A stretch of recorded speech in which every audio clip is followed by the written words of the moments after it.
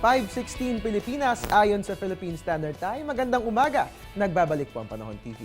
At dahil may panibagong low pressure area o sama ng panahon na umiiral, lalo po dyan sa may Mindanao, mahalagang malaman natin ang aasang lagay ng temperatura. Halina tayo'y mag-temperature check. Unahin po natin dito sa Luzon, mataas nga po ang temperatura.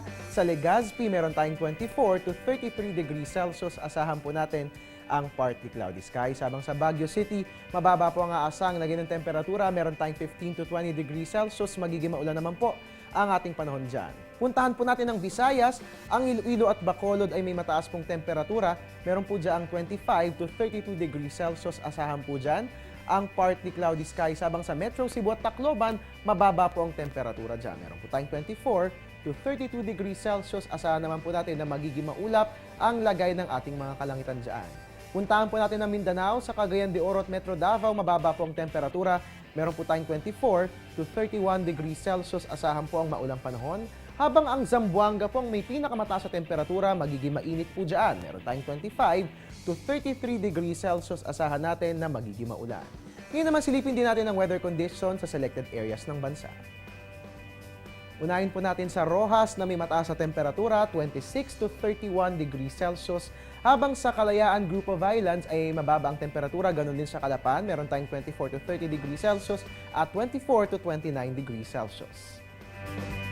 Sa Tagbilaran, Bohol, mataas pong temperatura. Meron tayong 25 to 31 degrees Celsius. Pinakamababa naman po sa General Santos City na merong 22 to 30 degrees Celsius. At ngayon mga kababayan, hindi pa humuhupa yung mga pagbaha sa ibang bahagi ng ating bansa. Mahalagang malaman natin kung papaano nga ba maiiwasan itong baha at ano ba pinagmumulan nito nang sa gayon ay hindi tayo mahuli sa napapanahong kaalaman.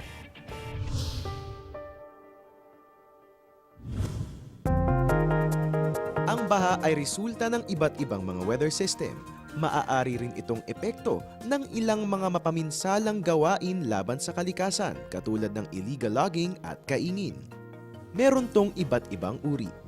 Una, ang flash flood na sanhi ng walang tigil na pag-ulan, storm surge, tsunami at pagkasira ng dam.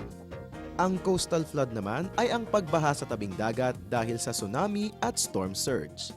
Sanhi naman ng river flood ang pagtaas ng tubig sa mga ilog dahil sa matinding pag-ulan.